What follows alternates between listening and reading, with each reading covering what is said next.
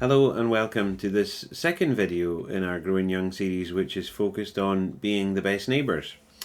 Now, we had hoped to have Leanne McLennan from King's Inverness with us at the barn on Sunday the 13th of February, and both health and technical difficulties meant that wasn't possible even by video.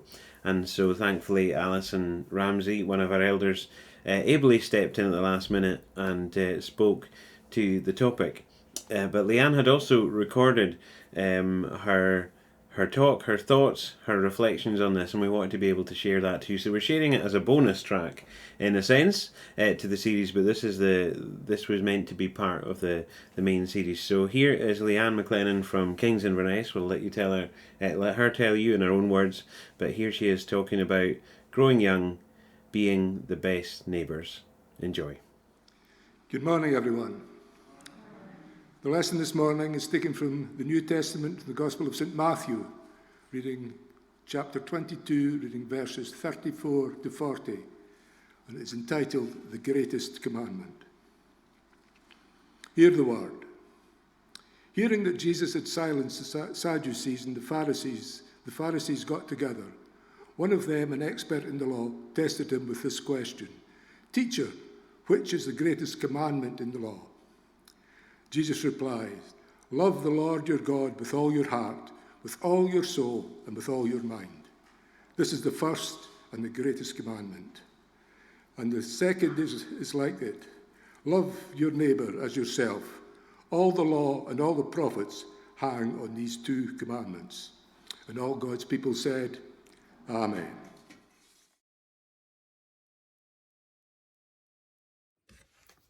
Good morning, everyone. If you are watching this, it means that unfortunately things have not really gone to plan, but thankfully modern technology means that I am still able to chat to you and I'm still able to share some of the stuff that I've prepared for being with you this morning. I have been involved in some of the conversations regarding the growing young stuff from fairly on in the beginning of the conversations, and have, even with the experience that I have and the background that I have in youth work and community youth work, I found it really challenging, and I found it that I've had a lot of my preconceptions and a lot of assumptions and even a lot of the way that I've been doing things up until this point have been questions, and it's not about us all doing the wrong things, but it's about looking at culture and looking at society today and looking what is attracting young people and what is bringing young people into the church, but more importantly, what is helping them to stay put, what is helping them to connect with Jesus, and what is helping them to develop and progress in their relationship with God. And therefore, how do we give them the opportunity to serve in the church, and how do we give them the opportunity to be part of leadership and be part of the bigger conversations and be part of the future? At this point, it's maybe helpful for me to just fill you in a little bit about kind of my experience and my background, and I guess a little bit what sort of platform I'm speaking from and what I'm sharing from. I wasn't brought up in a Christian home. I wasn't brought up with a faith background at all, really. Church wasn't something that really came up every day, other than maybe in primary school when we did school assemblies and when we used to go to Remembrance Day services. But I don't ever recall as part of my childhood being very much introduced into churches or that kind of stuff. So church was very new to me. It had some interesting thoughts as far as what church was for me. It didn't have particularly positive thoughts for me. I just thought it was a bit boring. I thought it was a bit irrelevant, and I didn't really see what church could do for me. So that was where I stood with the whole church thing. So by the time we moved to Inverness when I was 10, I wasn't particularly social. I'd never joined much in with things like youth clubs or social settings. I was a bit of a homebody. I was a bit of a loner. and was very quiet and introverted, which is completely, if anybody knows me, is completely the opposite of what I am now. And that was because for me, church changed my life. Jesus changed my life, and being introduced to him changed my life. But it wasn't, it was an interesting way of being introduced to faith. I was 15 when I made a commitment. I met a gorgeous guy. He came to our school. He was a missionary for a church organisation, and he had committed to being in our school for a couple of weeks with a band that he was part of, and they were sharing their story, they were sharing their gifts, they were doing gigs, they were doing stuff in the city centre, and me and my friends were really keen to get involved in everything that they were involved in. So we had 2 weeks where we spent a lot of time with these guys with some really great conversations, and a lot of conversations were revolving around faith, and they were revolving around church and God and Jesus and relationships with God and Jesus, which I couldn't really at the time get my head around. But eventually, after these kind of couple of weeks of getting to know them and getting to know their story, I had a real sense that I wanted some of that. I wanted to be part of what they were part of.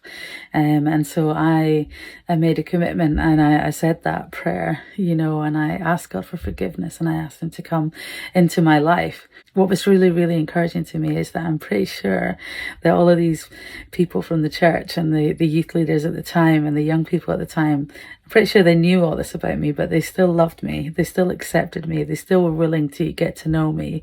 And they were still willing to look at what some of my gifts were and what some of my skills were, and look past the rogueness and the I guess a little bit of a menace that I was, and see that actually I was a good person, and that I deserved to be loved and I deserved to be reached out to.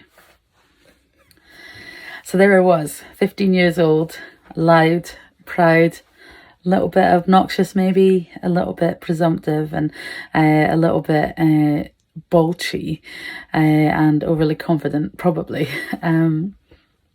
And I had become part of this church, and it was a real part of my life, and I'd gotten to know the young people in the church, and they were fab, and there's still some of my very best friends to this day. But it was an interesting change of life for me, and change of lifestyle, and I automatically had this extra family that I was part of, and they were giving me all sorts of cool opportunities, and they were letting me try things out, and they were letting me in a way fail in a safe place to fail.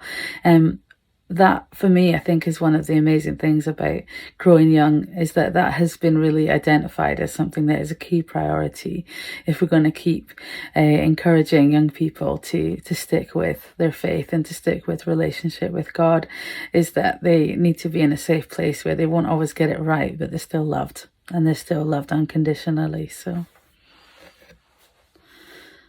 from that point, I was involved in lots of extra things with the youth work that was currently going on at King's. I started volunteering my time as a young leader, and then I was part of their leadership team for their youth work. And then I started getting involved in music, and I realised I really loved playing drums. I had a friend who was the drummer at the church at the time, and spent a lot of time with him, and he taught me stuff, and it was just amazing. It was great fun, and I got to be really loud, and that was okay.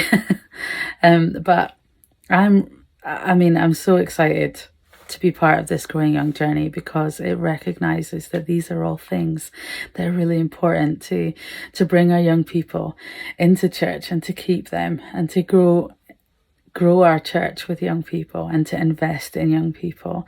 And I'm really for that.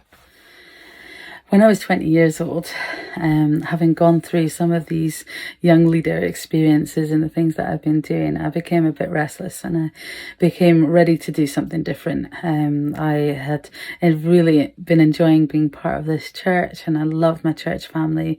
I felt very, very much part of the family, and I had been given incredible opportunities by this point. But I loved worship. And I loved music, and I loved being able to explore who Jesus was in worship. And my best and favourite place for doing that was behind the drum kit. My friend that had been teaching me drums had gone away to this music college that it sounded amazing. I got to play drums every day, all day.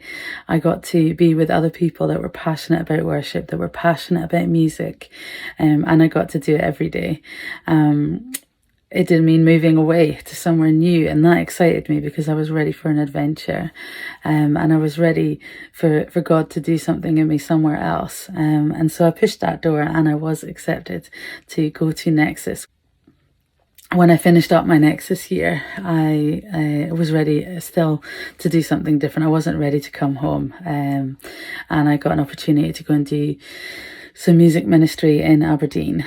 I did that for 2 years, and as part of that, I did some discipleship training with an organisation called DNA, and that really focused on sort of my leadership skills, and developing me for leadership in the future, which to a certain extent I didn't really see myself as a leader in that way, but it was just part of what we were doing while we were there that year. So again, it was an incredible experience, and I got to know some incredible people, and I got to experience and understand God and church and faith in a way that I hadn't learned before.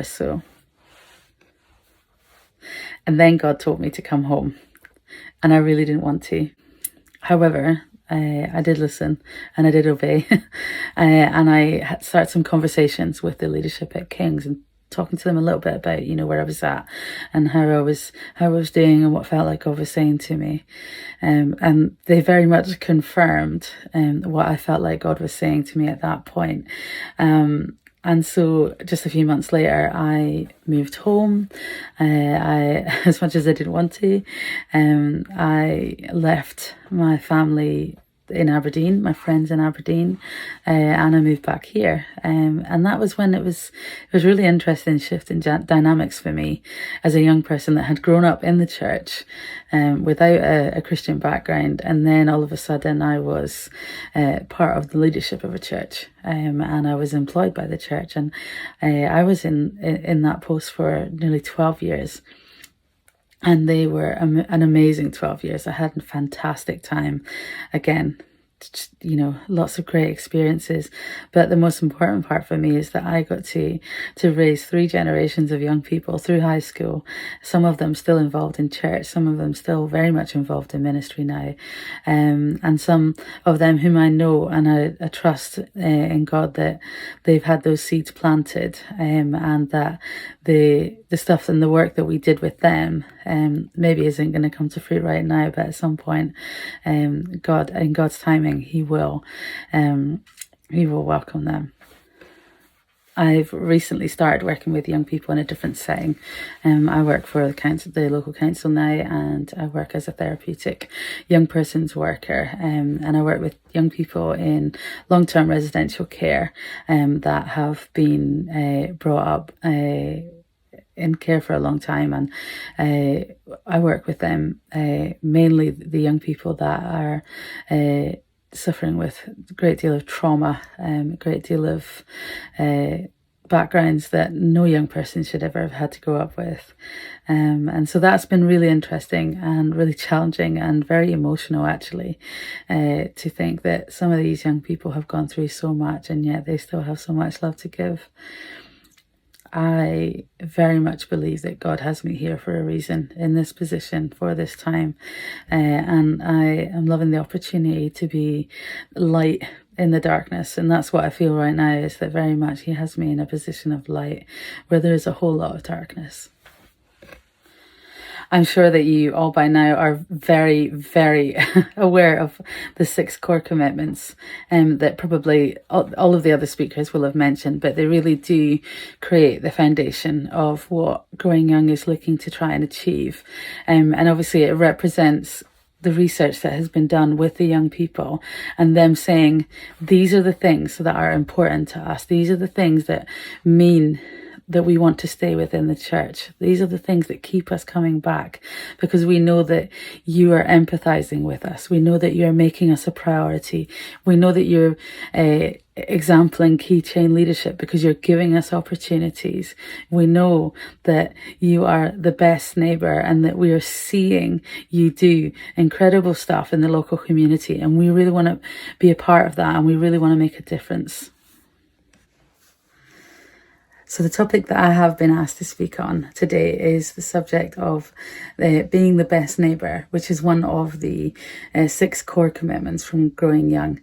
Young people had said that it's important to them that they see a church living out that principle, that being the best neighbour, that they wanted to be part of that, and they wanted to be part of the being the best neighbour in their communities. That subject is so exciting to me because it has so much potential for young people to really get stuck into, and it has so much potential for young people to join in with and to have some fun with. I love doing this kind of stuff. It's fun. It's so nice to think, oh, that person needs this, you know, I'm going to make sure that happens. Or that person needs a friendly ear, I'm going to make sure that happens. That person needs this thing and I've got that, so I can do that. You know, I can see that need and I can meet that need. So the first question that I feel like needs just a very quick clarification, and I'm sure that you guys have all got this well and truly, but it's still worthwhile mentioning, is that, the question of, well, who's our neighbour? Well, Jesus is quite clear with that. It's not always easy to do that. It's sometimes a real great challenge. The person along the road who is constantly peeking through their blinds to try and see what trouble they can get you into, or the guy on the other side of you that has got his music up blaring in the middle of the night so that you can't get to sleep, or the group of young people that are sitting out on the road making a racket while you're trying to enjoy your day off. These are the kind of things that can irk us. These are the kind of things that can cause us to feel a real dislike for some people sometimes, and it is easy to it's easier to dislike people, I think. But sometimes it's a challenge for us to choose to love someone and to choose to like them. Those are our neighbours. Those are the people that Jesus challenges us to still love regardless. So that is our challenge. You know, who is our neighbour? Well, it's everybody. It's our community. It's the people that we live in a street with. It's the people that we work with. It's the people that we hang out with. It's everybody. That in itself is a challenge when it comes to answering questions. Well, how do we teach our young people to live out that principle as well? How do we teach our young people to love people regardless? Because it's a pretty easy reaction to just to dislike people sometimes. But I think that we, as slightly more experienced Christians, people that have got a little bit more, have had a little bit more time to work on these things, and we get the opportunity and the privilege to demonstrate some of this stuff, even though it challenges a little bit and it doesn't come very naturally to some of us. So that would be my first kind of question: is that a challenge for you? Think about some of the people that you maybe struggle with relationship wise, and if you saw a need that they need met, would you have a challenge trying to meet that need based on the current state of your relationship with them? So Jesus says, love the Lord with all of your heart and with all of your soul and with all of your mind. This is the first and the greatest commandment. And the second is like it. Love your neighbour as yourself. All the law and the prophets hang on these 2 commitments. So Jesus is saying that this is important. This is something important to him. This whole bit is about, well, actually, this is something you need to live out. This is something that you need to demonstrate. And these are important points to think about. The parable of the Good Samaritan. On one occasion, an expert in the law stood up to test Jesus. Teacher, he asked, what must I do to inherit eternal life?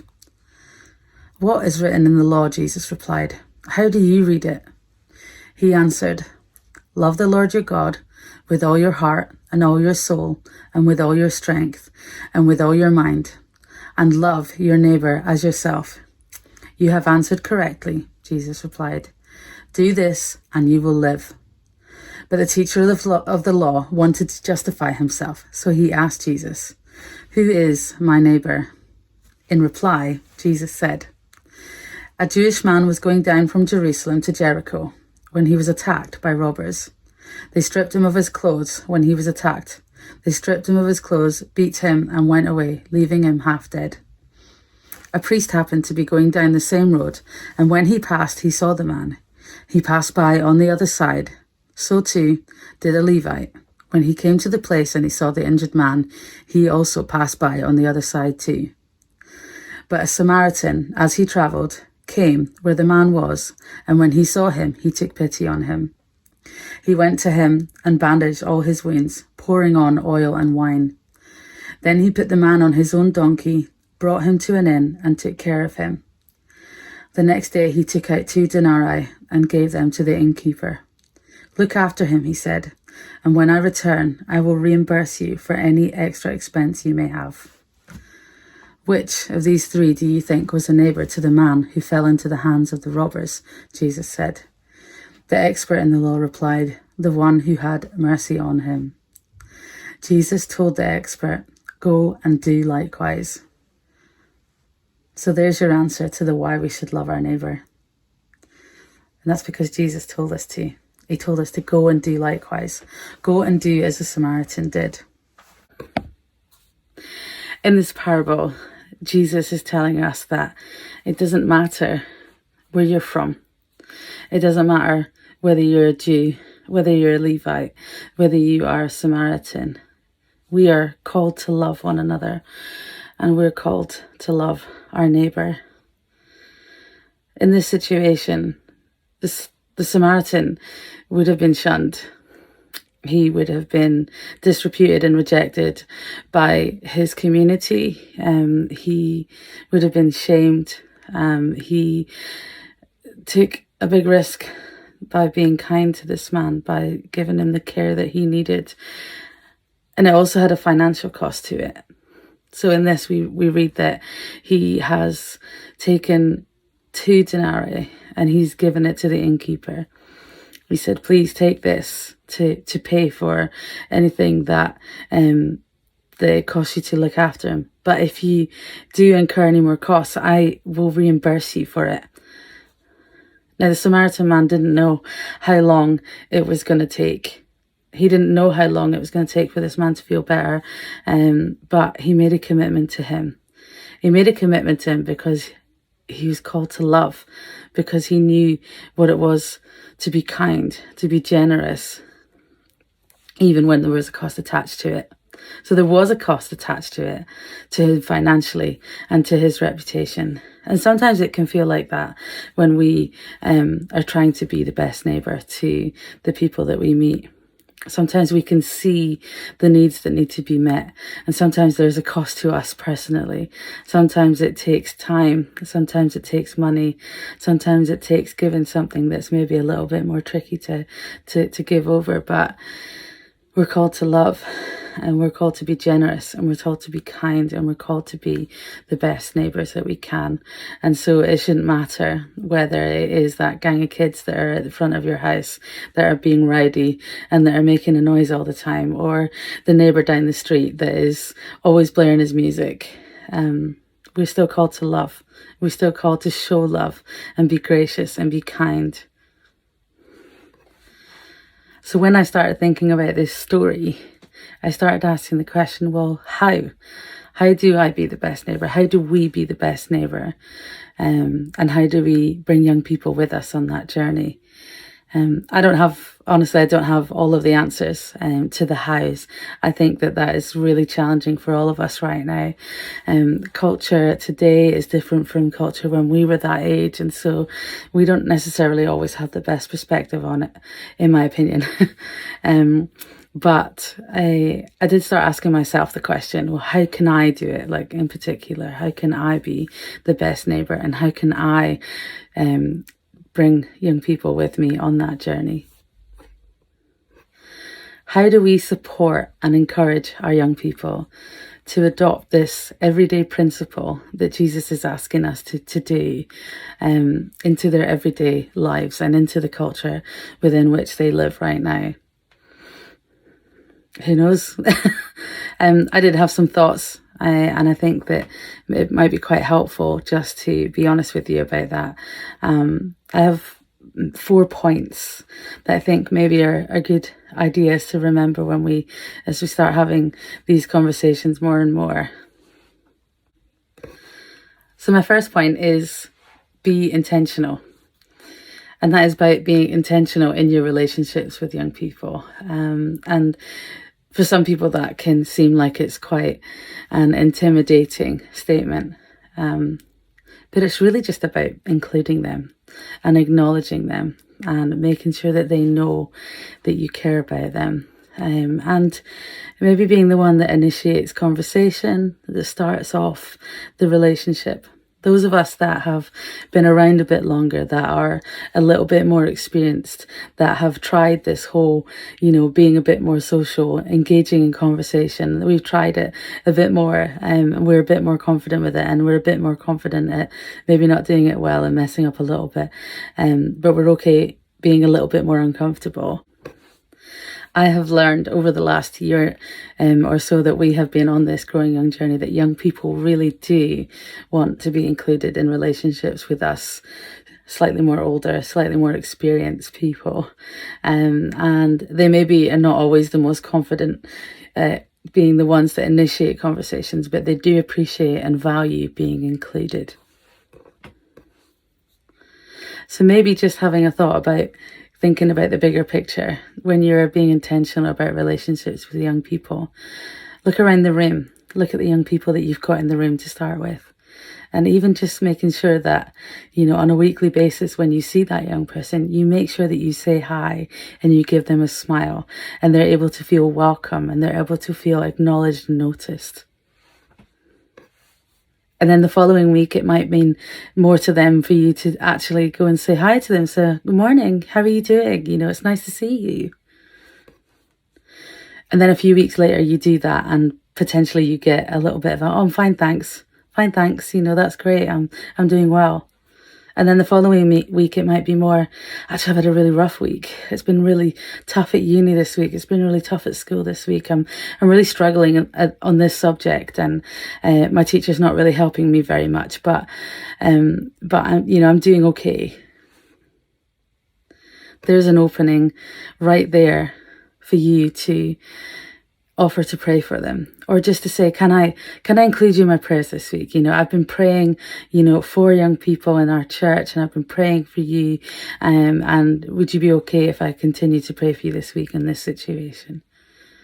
And then the following week you see them and they say, oh, it has been a bit of a better week. It's a bit still struggling a little bit, but I feel better about this week. And then you can say, well, actually, do you know what? Just give me a sec. Can I pray for you just now while we're standing here chatting? That would be great. Now, I know that's all a bit theoretical and it's a bit like maybe that would happen, maybe it wouldn't. But it's somewhere to start, isn't it? So maybe even just the starting point would just be just to look around the room the next time you're at a church meeting or a Sunday service or something that's happening where their young people are around, and just acknowledging them and noticing them and be intentional on your side in doing your part.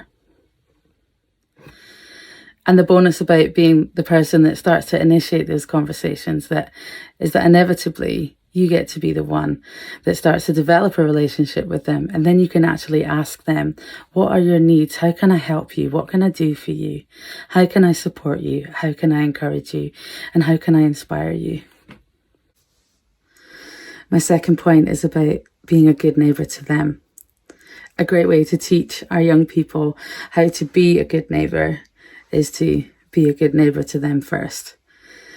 So sometimes it can be something just as little as seeing something that they need and doing your best to try and meet that need.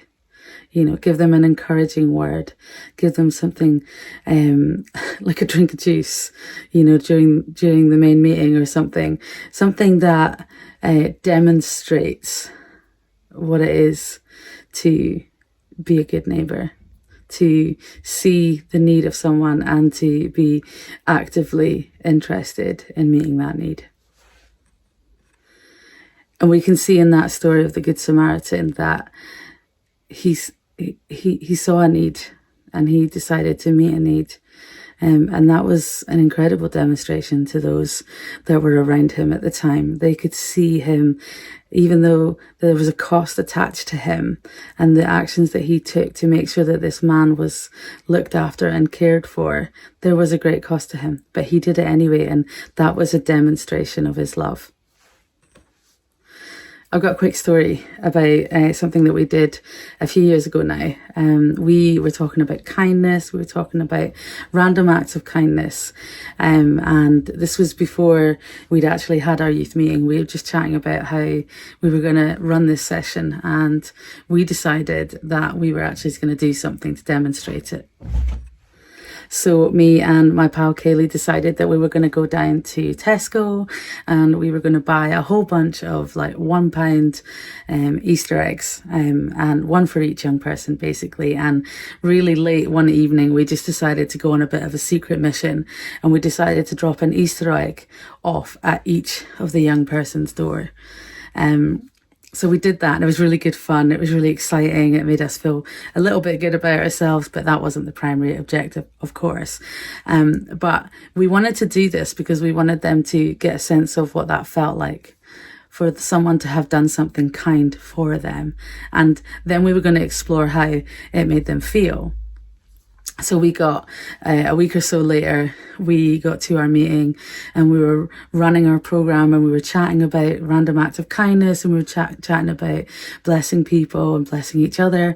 And then we had some conversations about, is there anything unusual that's happened over the last few weeks for you guys? And so a few of them did mention that they'd had a random Easter egg dropped off at their door. And so we did sort of ask them, how did that make you feel? Was there anyone here that really needed that at that point? Was it good timing for someone? And there was a few of them that spoke up and shared a little bit, but there was one girl that stopped me on the way out, and she just said, I just wanted to say thank you. She said, I got that Easter egg just before I was heading to bed. I'd had a really, really bad day at school. I've having some issues with some bullies, and they just had made my day really difficult. And I just needed to smile. And she said that when she opened that door to pull in her boots that had been left outside the front door, she saw that egg with her name on it, and she said she smiled so hard and she just was so pleased and so delighted about getting that Easter egg. But what she'd said to me was, I really think I need someone to pray for me in this situation, because I feel like I've been trying to pray and I haven't been doing it right because nothing's changing. And that led to some really great conversations about prayer and about how God felt about her, and an opportunity for me to pray for her. And she left our evening, youth meeting that night with such a different feeling. She was grateful and she believed that Jesus was in this with her. My third point is the one point that I struggled with most, actually. You can tell that I'm a fairly vocal person and I don't find it difficult to talk. And I do love to sit and have a chat, and I love sitting chatting with young people. I find it very easy. I find it very natural and very comfortable with that. But my third point is being a good listener. And I have to say that, like I said, this one is the one I struggled with most. Very early in this Growing Young project, we were asked to form a listening group with some young people from the two churches. We were asked to find an opportunity to bring them together, which ended up being on Zoom due to the pandemic. And we had a number of questions that we were going to ask them. But the number one priority for us as adults that were in the actual conversations was that we just were basically told to shut up and listen and do our best not to steer the conversation, but let the young people speak amongst themselves. And the only time really we were invited to actually into the conversation was just to ask them to expand their points or widen their points so that we could really grasp what they were trying to tell us. And the other point is that we were asked to be very aware that we had to choose to not be offended. Because when you've been doing youth work for as long as some of us that are involved in these conversations are, some of these might be quite tough to hear points, because for some of them you'll have worked really hard on them, and you'll realise that actually they probably weren't the most important things for those young people at the time. So I certainly find that in those conversations, I had made a lot of assumptions, and I had a lot of opinions based on my upbringing and my background and my history. And when we talked to the young people, there were some things that I think that I had made assumptions about that actually I would have been better including them in on the conversations at the time, and it might have had a better outcome. And the conversations might have been more fruitful, but it was really interesting to hear that come from the young people, and they were very kind in the way that they said things, and they were very encouraging, and that was really nice. But it was really, really great to hear them feel like they had a platform where they could use their voice. So then we started asking them questions about what were the things that mattered to them, were the things that young people of faith should be getting involved in and be using their platform for in today's culture, and there was issues of social justice, there was issues of environment, there was the issues of war, there was the issues of LGBTQI, there was issues of racial inequality and discrimination, there was issues of poverty, all these things that are coming up in today's conversations with young people, and our young people were passionate about some of these things, and we desperately felt like we need to be listening to them more, and being able to give them an opportunity to serve, and I guess cause a stir in a positive way with some of these things that they've been talking about, that really matter to them, that they really care about, that they really want to make a difference in some of these areas and take a stand for some of these things. I realised very early on in this journey that if the church is going to influence culture, and it is going to shift its perspective on how we input into our young people and how we get them to stay engaged in church and faith, that I had to be willing to jump on board with some of the stuff that mattered to them. I had to be willing to listen to them, listen to what was on their hearts, and be able to get on their page, really. And then finally, my last point, but probably most important point out of the 4 points that I've just laid out there, was be prayerful. And so it's about being mindful of our young people and be praying for them and acknowledging them in our prayers, and bringing them to God and naming them specifically, and bringing their needs to God. When I was a young person, and I haven't said that very much in this time, but when I was a young person, we had a gentleman in our church who used to talk, and actually he still does, and he's still very much part of our church family, but he used to say to me every week, "Leanne, I'm very proud of you. You're doing amazing things, and I am praying for you every day. I pray for you every day." And I was so blessed with that, and I'm still very blessed by that. He still says, "I'm praying for you every day." That fills me with so much hope, so much encouragement. I am inspired by him, and it makes me want to pray for my young people every day also. So I know I've fired a whole pile of stuff at you there, and I really hope that you guys take something from it. I know that it presents a whole host of challenges, and it probably throws up a whole pile of questions that I certainly don't have all the answers for, but God does have the answers. And so we just have to keep praying that he will give us creative solutions, that we give us creative ideas, but that whole thing of, how do we encourage our young people to be the best neighbours? Well, I think all of these 4 points that I've mentioned there will get us to a point where they are enriched with the culture of being the best neighbour, and that it will keep our young people interested and inspired to do great things for our community, for our city, for our country, and for our nation. Thank you so much for listening to some of my wonderings and for bearing with me as I try and figure out how to deliver this in a video setting, as opposed to I'm much more comfortable being with people. So having to stand in front of a camera doing this is not as much fun by any means. But I am really glad that I've been able to share with you this morning, and that I've been able to maybe ask some questions and cause you to ask yourself some questions, to think about how you individually are able to work through some of this stuff. And I'm really looking forward to this next season of Growing Young. I think there's been a lot of revelation and a lot of creative solutions, and there will be more to come yet.